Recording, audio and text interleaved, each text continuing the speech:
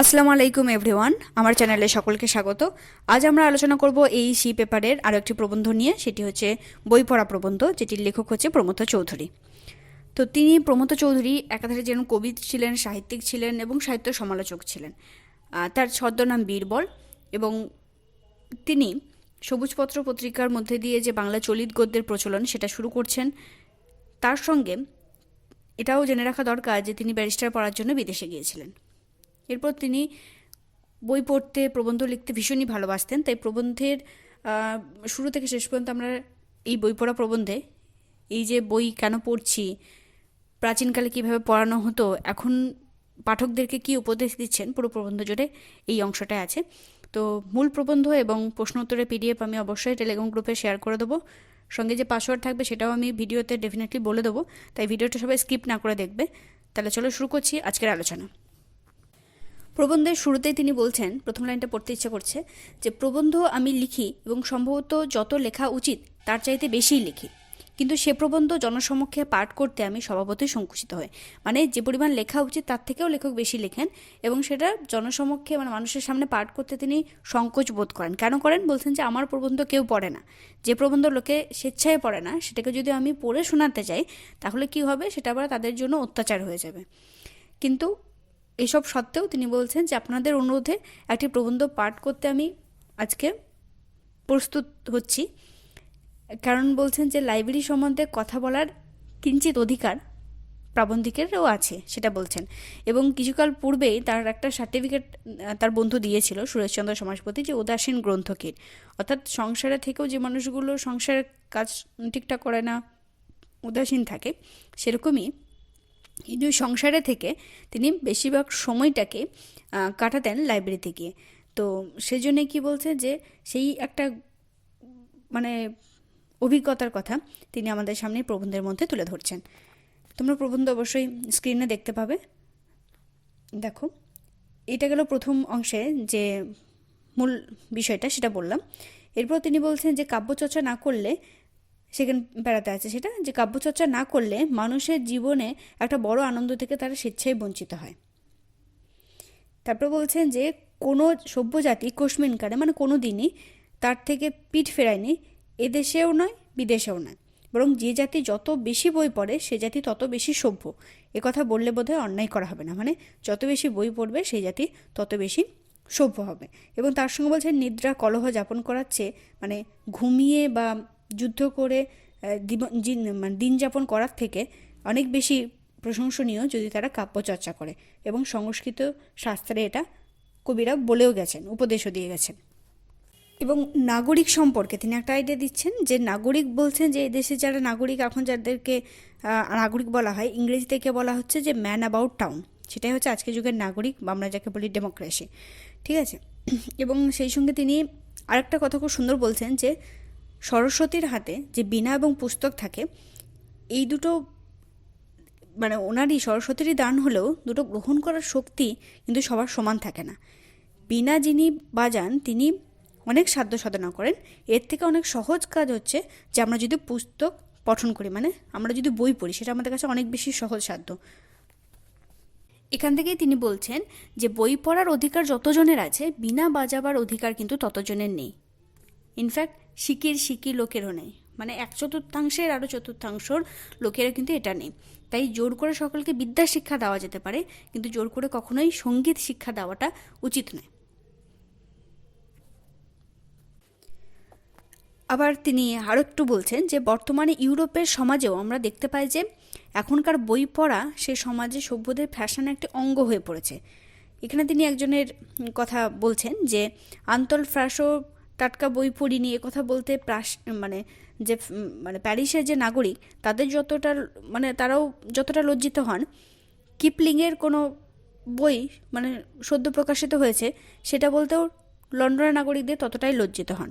যদি আন্তল ফ্রান্স মানে তিনি একজন লেখক, তো তিনি যেমন সুপাঠ্য তার লেখা, তেমনই কিপলিংয়ের লেখাটাও হচ্ছে আমাদের অপাঠ্য নয়।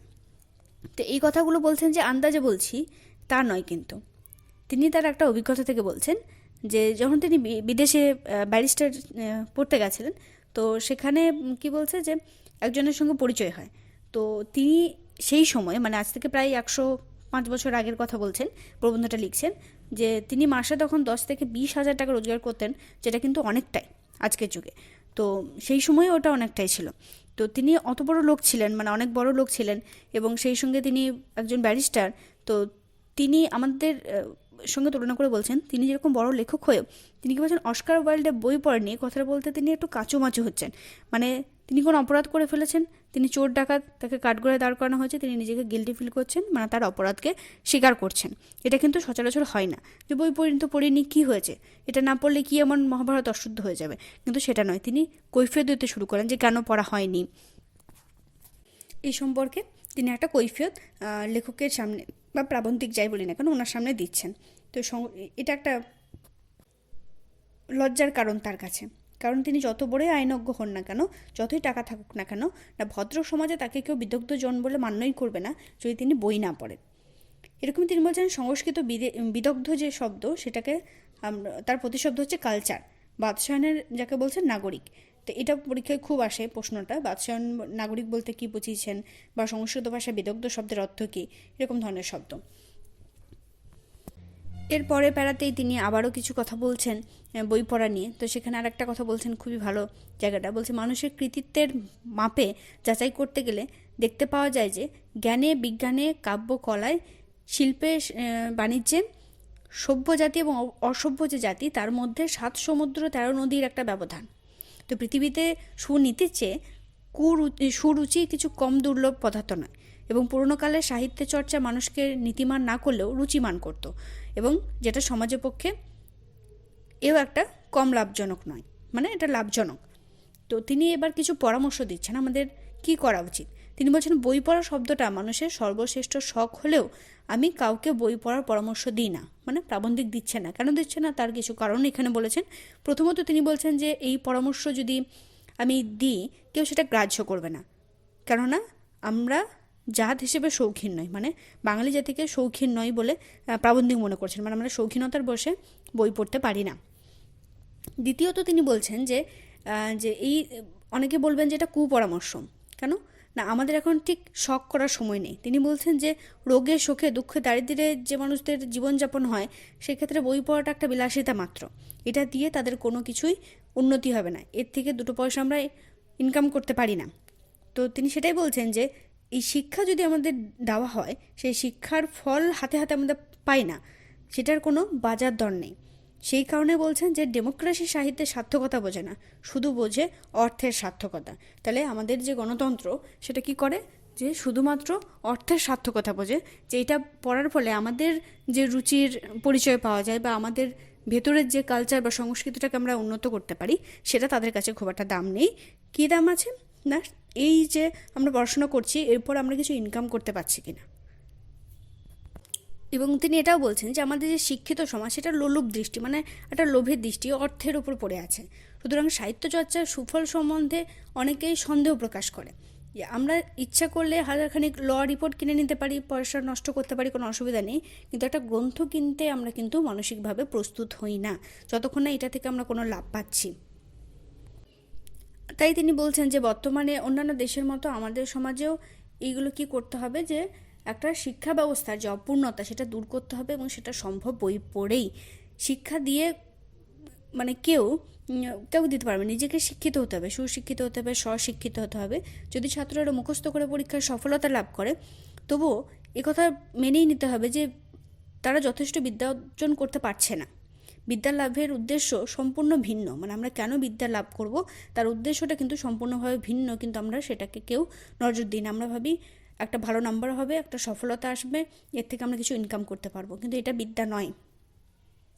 তিনি বলছেন যে শিক্ষক ছাত্রের জ্ঞান পিপাসা বাড়াতে পারেন, কৌতূহলে উদ্রেক করতে পারেন, তিনি বুদ্ধিবৃত্তিকে জাগ্রত করতে পারেন, মনোরাজ্যের যে ঐশ্বর্য সেটা সন্ধান দিতে পারে, কিন্তু এর বেশি কিছু করা কি তার পক্ষে সম্ভব নয়। সেই জন্যই কী করতে হবে, শিষ্যের যে আত্মাকে তিনি উপলব্ধি করতে পারছেন সেটাই একজন গুরুর জন্য যথার্থ। কিন্তু আমাদের দেশে যেভাবে শিক্ষাদান করা হয় তার ফলে ছাত্রদের দৈহিক এবং মানসিক দুটোই ক্ষতি হচ্ছে। তো দৈহিক ক্ষতি পূরণ করা যায়, কিন্তু মানসিক ক্ষতি পূরণ করা যায় না। তো সেইগুলো থেকে বেরিয়ে আসার জন্য আমাদের কী করতে হবে, বই পড়তে হবে, মনকে উন্মুক্ত করতে হবে। এই বলে তিনি পুরো প্রবন্ধের ইতি টানছেন। আচ্ছা, এইবার আমরা দেখব বই পড়া প্রবন্ধ থেকে কী ধরনের প্রশ্ন তোমাদের পরীক্ষায় আসতে পারে।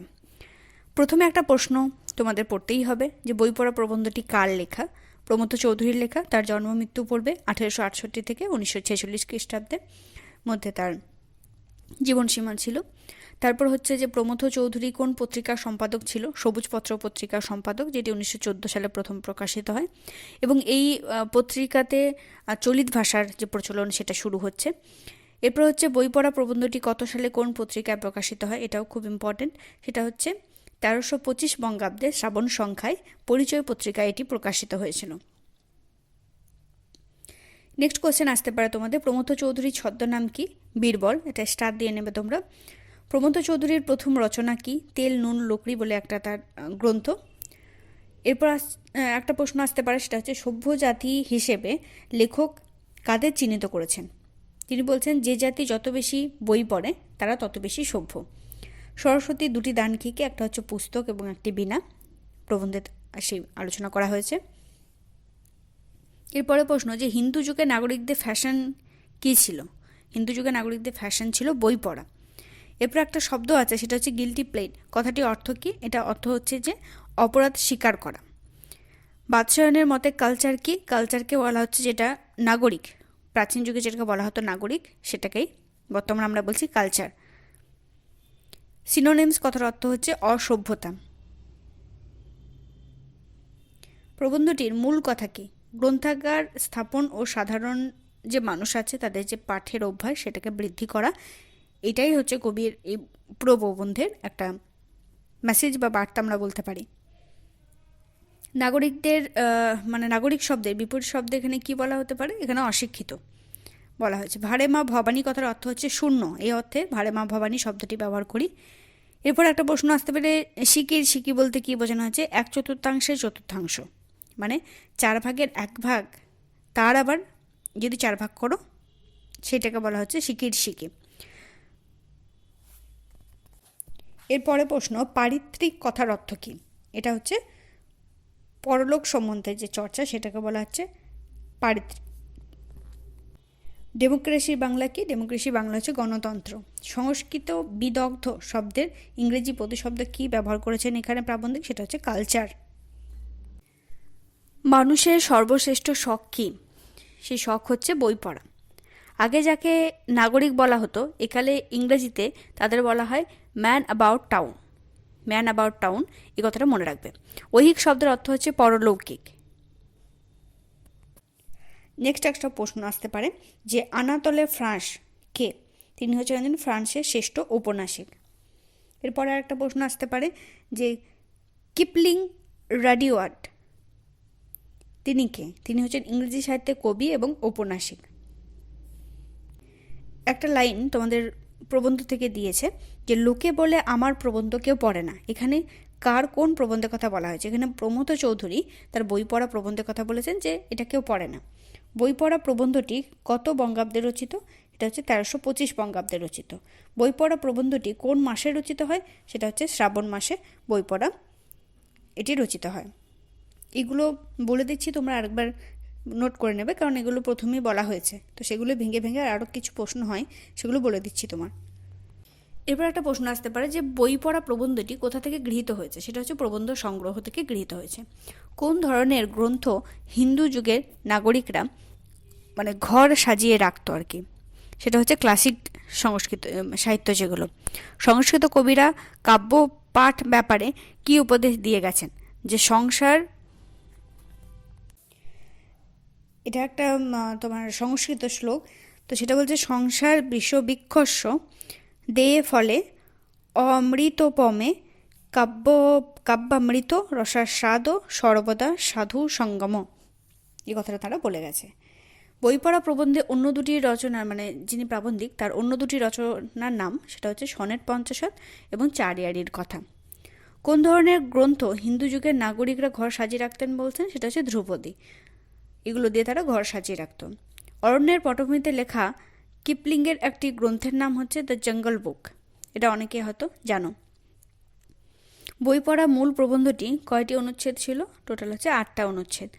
বই পড়া প্রবন্ধটি লেখার প্রেক্ষাপট কী ছিল, যে লেখক প্রথমে দেখবে বলেছিল যে সুরেশচন্দ্র সমাজপতি একটা সমালোচনা করেছিলেন যে উদাসীন গ্রন্থ কী। তো তার উত্তরেই তিনি এই প্রবন্ধটি লিখেছেন। এটাও কিন্তু প্রশ্ন আসে, ঠিক আছে। এখানে পরে প্রশ্ন আছে উদাসীন গ্রন্থকীট বলতে কী বোঝানো হয়েছে, যে গ্রন্থের মধ্যে নিজেকে ব্যাপৃত রাখা, মানে ডুবিয়ে রাখা। তো এটাও তোমাদের ঘুরিয়ে একটা প্রশ্ন আসতে পারে যে উদাসীন গ্রন্থকীট কথাটি কে বলেছিলেন প্রমথ চৌধুরী সম্পর্কে, এটা তোমরা নোট ডাউন করে নেবে। সেটা হচ্ছে সুরেশচন্দ্র সমাজপতি, ওনার বন্ধু ছিল, সেই বলেছিল। এখানে কয়েকটা শব্দ আছে, সেগুলো তোমরা নোট ডাউন করে নেবে। সেটা হচ্ছে বিতরাগ শব্দের অর্থ কী, সেটা হচ্ছে অনাসক্ত। অমৃত প্রেম শব্দের অর্থ কী, যে প্রেম অমৃতের মতো। কাব্যামৃত শব্দের অর্থ কী, কাব্যে অমৃতের স্বাদ যেটা পাওয়া যায়। বাদশায়নকে, তিনি কামসূত্রের রচয়িতা। অস্কার ওয়াইল্ডকে কে না, তিনি হচ্ছেন ইংল্যান্ডের বিখ্যাত লেখক এবং অ্যাস্থেটিক আন্দোলনকারী। এরপরে প্রশ্ন আসতে পারে সুরেশচন্দ্র সমাজপতি কে, বিদ্যাসাগরের দৌহিত্র। পরে প্রশ্ন আসতে পারে কাব্যচর্চা না করলে মানুষের কি হয় না, তারা বিভিন্ন আনন্দ থেকে বঞ্চিত হয়। দর্শন এবং বিজ্ঞান কিসের তোলা জল, সেটা হচ্ছে মনোগঙ্গার, মানে মনের যে গঙ্গা, সেই গঙ্গার তোলা জল হচ্ছে দর্শন এবং বিজ্ঞান। পুরাকালে মানে প্রাচীনকালে যখন সাহিত্য চর্চা করতো মানুষকে কি বলা হতো, সেটাকে বলা হতো রুচিবান। পুঁথির জুড়ি কি, যেটা তুলট কাগজে লেখা হতো সেটা হচ্ছে পুঁথির জুড়ি। আমরা গণতন্ত্রের কোন দিকটিকে গ্রহণ করতে সম্মত হয়েছি, সেটা হচ্ছে অর্থ উপার্জন, মানে কোনো কিছুর বিনিময়ে যখন আমরা কিছু পাই সেটার জন্যই আমাদের মনে হয় জীবনটা সার্থক। এমনি এমনি শখে আমরা কিছুই করি না, মানে সেই পরিমাণ সময় আমাদের হাতে নেই বা ইচ্ছাও নেই। এখানে একটা লাইন আছে যে লাইব্রেরিতে গুণগান করাটা অসঙ্গতি হবে না। এখানে কোন লাইব্রেরির কথা বলা হয়েছে, কটেজ লাইব্রেরির কথা বলা হয়েছে। কাব্য এবং সঙ্গীত সাধনার পার্থক্য কী, কাব্য সাধনা সহজ এবং সঙ্গীত সাধনা পরিশ্রম সাপেক্ষ। বই পড়া প্রবন্ধে উল্লিখিত দুজন সাহিত্যিকের নাম আগে আমরা আলোচনা করেছি, সেটা হচ্ছে আনাতোল ফ্রান্স আর একটা হচ্ছে অস্কার ওয়াইল্ড। সমাজের কাব্যচর্চাকে কোন দৃষ্টিতে দেখা হয়, সেটা হচ্ছে ব্যাসের অঙ্গ, এটা বিলাসিতা মাত্র, এরকম বলা হয়।